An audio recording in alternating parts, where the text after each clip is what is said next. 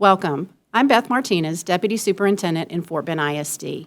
I, along with Pyle Pandit Talati and Jody Ryder in our Collaborative Communities Department, with the support and consultation of Karen Daniel Hamburg, our external boundary consultant through Cooperative Strategies, will be presenting the information to you throughout this session.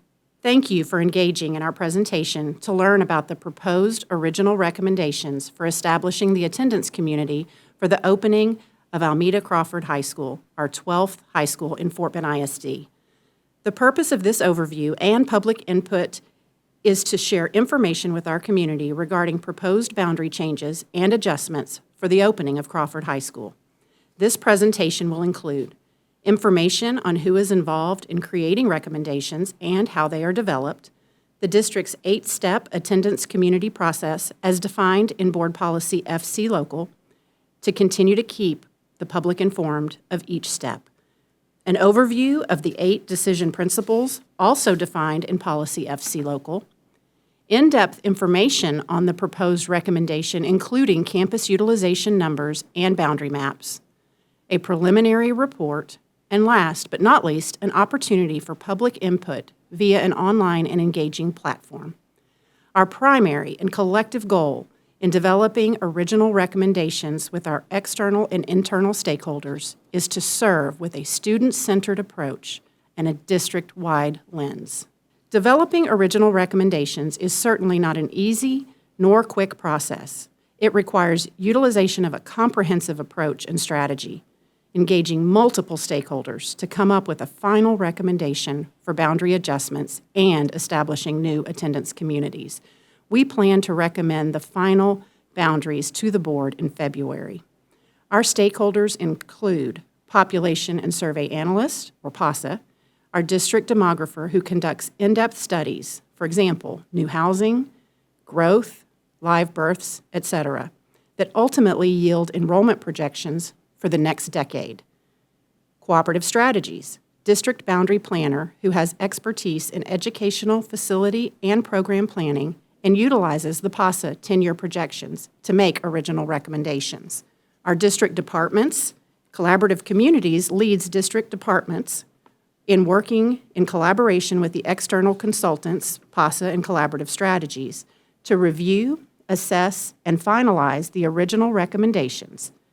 In addition to the department engaging and leading dialogue with internal departments and community stakeholders to account for feedback and review of original recommendations. Our School Boundary Oversight Committee. This committee is comprised of parents and community members who volunteer their time to review and provide suggestions on attendance community recommendations. The work of this committee aligns with the decision principles that are outlined in Policy FC Local. Staff collaborated closely with the Cooperative Strategies group to account for the latest and hot-off-the-press PASA 10-year projections and to develop the original recommendations. Each step of this process was carefully assessed, reviewed, and considered to serve in the best interest of all of our students. Our staff and team members drove neighborhoods and roads, reflected on previous community dialogue and input, and entrenched ourselves into the work and community to understand a multitude of perspectives, wearing the parent hat, the campus hat, and finally, and most importantly, the student hat, to ensure that what we are bringing forward today is our best work.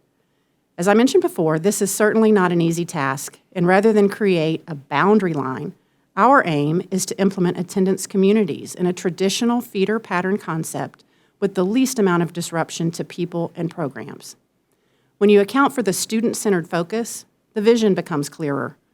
Our decision principles, which will be further discussed momentarily, came further into light. Lastly, there are also 3 important factors that impact the original recommendations that you'll be hearing about momentarily. The PASA demographic report and our annual enrollment review, which is presented to the board in the spring and was presented last spring in combination with the facilities master plan presented in June, spearheaded the development of the original recommendations. Essentially, each spring, through the annual enrollment review, the district presents data from the demographer to determine the key prioritization efforts for boundaries for the following year. Last spring, it was determined that the district would focus on the northwest portion and southeast portions of the district. To further elaborate on our stakeholders, I wanted to take a moment to elaborate on the School Boundary Oversight Committee, or SBOC as we like to call them, and the valuable role they play in ensuring that the original recommendations adhere to and align with the decision principles outlined in board policy. The SBOC is comprised of 55 parents and community members who represent all 11 feeder patterns. Members apply through an application process to serve on this committee and contribute to a significant amount of their time to work alongside the district administration. We're greatly appreciative of their input and in-depth review of the original recommendations. Specifically, their role entails analyzing information presented by the district boundary planner and verifying if they adhere to guidelines in board policy, accepting, modifying, or rejecting the administration's original recommendation. District administration coordinated a recent meeting with the SBOC on January 18th to discuss the original recommendations for the southeast portion of the district. Information and results from this meeting will be discussed later in the presentation. As I mentioned, there are 8 decision principles outlined in board policy to help aid and inform development of the original recommendation. Number 1, consider student safety, provide students equitable access. 2, maintain the feeder pattern concept.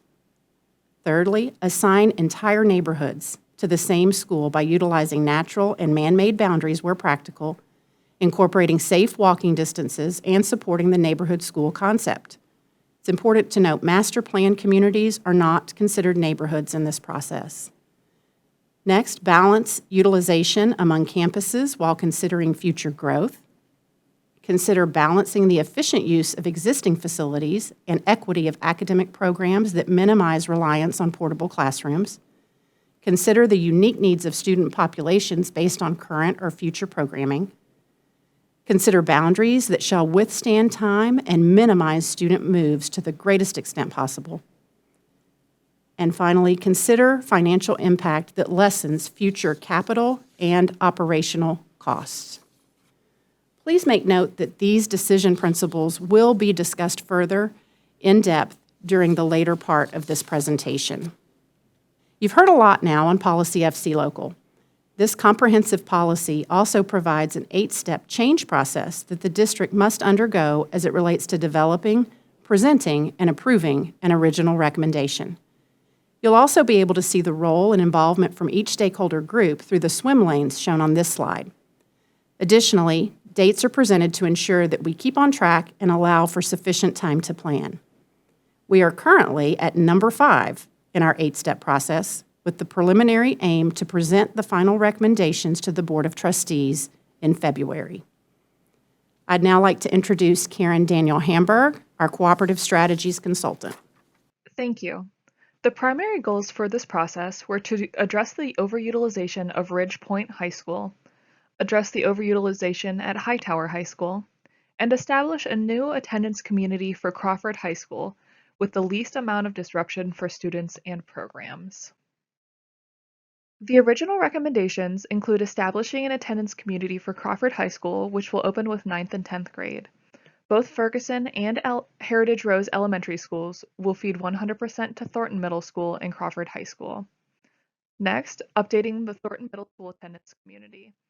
Proposed changes have 50% of Thornton students attending Ridge Point High School and 50% attending Crawford High School. Change further relieves Ridge Point High School. Next, updating Leonetti community. Leonetti will continue to feed 100% Thornton Middle School. 90% Leonetti will eventually go to Ridge Point High School, and 10% will eventually go to Crawford High School. This percentage will grow over time and continue to relieve Ridge Point High School. Lastly, the recommendations include updates to the attendance community at Hightower High School. The attendance areas that move from Heritage Rose Elementary to Purton and Goodman Elementaries, north of Highway 6, will move from Ridge Point High School to Hightower High School. This will also further relieve Ridge Point High School. Establishing new attendance communities and adjusting boundaries is a comprehensive approach. There has been exponential growth in the southeast portion of our district, with plans for additional growth in the future. We also learned from our PASA colleagues that there are planned charter schools in the area with potential needs for additional campuses at the elementary and middle school level. Hence, a continued review of this area with long-range planning goals is critical. Reviewing the feeders for Ridgepoint, Crawford, and Hightower, we leveraged natural boundary lines, in this case Highway 6 in the north portion of the map, and Sienna Parkway for the south portion of the map. This proved to be tricky, as you will notice the proximity of campuses. Staff drove this area to ensure that our own questions were answered. Our goal was to align with the board's decision principles of a student-centered focus to keep our students together to the extent possible. And this is what you will see in the work that is being presented.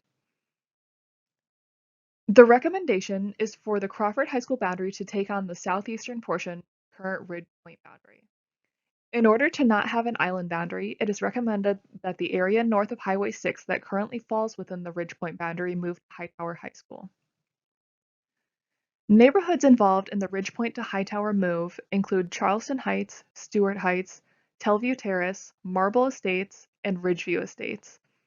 This change corresponds with a change made to the Heritage Roads attendance community, where the area north of Highway 6 will move from Heritage Roads to Burton and Goodman Elementaries.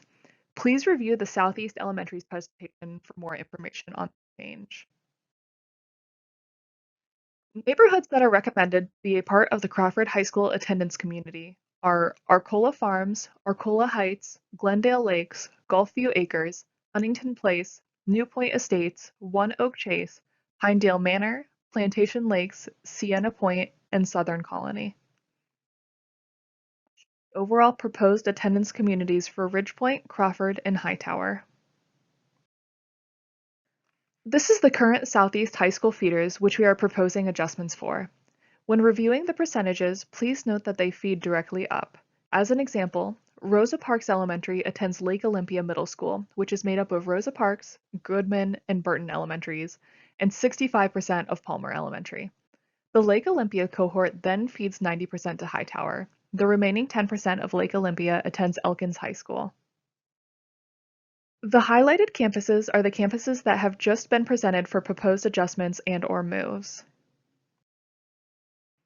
The charts on this slide represent the enrollments and utilizations of the high school attendance communities that would be impacted by the original recommendation.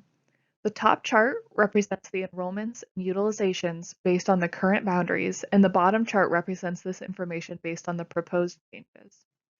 As you can see, without the addition of Crawford High School, Ridgepoint High School would be utilized at over 200% within the next 10 years if no changes were to be made. A few notes about these values. 22-23 actual enrollment and utilization numbers in the chart account for cap and overflow and other transfers, whereas the projected enrollments and utilizations are based only on students living within the school's attendance community. Along with this, the numbers assume 9th and 10th grades at Crawford High School in 2023-24, 9th through 11th grade in 24-25, then 9th through 12th grade in the year 25-26. The charts on this slide represent the enrollments and utilizations of the high school attendance communities, including the capacity of the portables on each site. The previous slide did not include portable capacity. As you can see in this chart, some portables may no longer be needed after boundary changes. At Ridgepoint, for example, the number of portables would be reduced from 15 to 12 in the short term, with potential to remove more if enrollment in the new attendance community declines. It is important to note that long-term planning is warranted for the district in the future. Thank you, Karen. My name is Payal Banditalati. We are happy to provide results from the preliminary report for Almeda Crawford High School. The preliminary report is drafted after district administration engages with the SBOC members to present the original recommendations and obtain their feedback. The report provides initial findings based upon discussions and items brought forward by the SBOC. Cooperative Strategies presented the original recommendation and provided a rationale for how each decision principle aligned with the proposed boundary for the opening of Almeda Crawford High School. All 8 decision principles were discussed for each proposed change or adjustment. For each decision principle, Cooperative Strategies assigned a color rating to indicate green aligns with policy, yellow somewhat aligns with policy, or red does not align with policy. SBOC members were then asked to rate their agreement with the assigned color rating. The last piece of the preliminary report entails the SBOC overall support rating for the original recommendation. As you can see on the slide, 25% accepted the original recommendation as presented. 32% accepted the original recommendation, but have hesitation. 18% did not accept the original recommendation, but will not impede on the process. 25% reject the original recommendation. I will now turn it over to Ms. Jody Ryder. Thank you, Paul. We want to invite and encourage all stakeholders to express their hopes, concerns, thoughts, and ideas in the boundary planning process. To help us achieve this goal, we are using Thought Exchange, a discussion management software tool to bring people together to have dialogue in an anonymous fashion. Thought Exchange allows stakeholders to actively engage in the feedback process by sharing thoughts confidentially and anonymously by ensuring all voices are heard. In addition, those who speak languages other than English can participate in their native language through the translation feature. The district is requesting your feedback through the Thought Exchange platform to help understand the most essential decision principles to you when creating and adopting attendance zones for the utilization of the southeast area of the district. As a reminder, there are 8 decision principles found in board policy that help inform decisions around boundary planning. These were shared earlier in the presentation and can also be found on the district website for reference. The Thought Exchange question has been posted on the district's website and is here on this presentation via the QR code at the bottom. When Thought Exchange has been accessed, the participant simply clicks on the link or scans the QR code to share anonymously as many thoughts and concerns and ideas that they like. Participants may come back as many times as desired while the exchange is open to rate or review new ideas or to add more. We encourage returning to the exchange platform multiple times to view the thoughts of the collective community. As feedback comes in, more information surfaces to reveal the most important topics the community wants more conversations around. Once the Thought Exchange closes, the district will provide responses to the School Boundary Oversight Committee and the Board of Trustees. Thank you again for participating in this process. As part of the 8-step attendance community change process, next steps will move us to number 6. The district will carefully review and assess all public feedback and decide on whether adjustments need to be considered for the proposed boundaries before bringing to the board for final approval. We would like to thank you for the time that you dedicated to watch this presentation and provide your input. Thank you.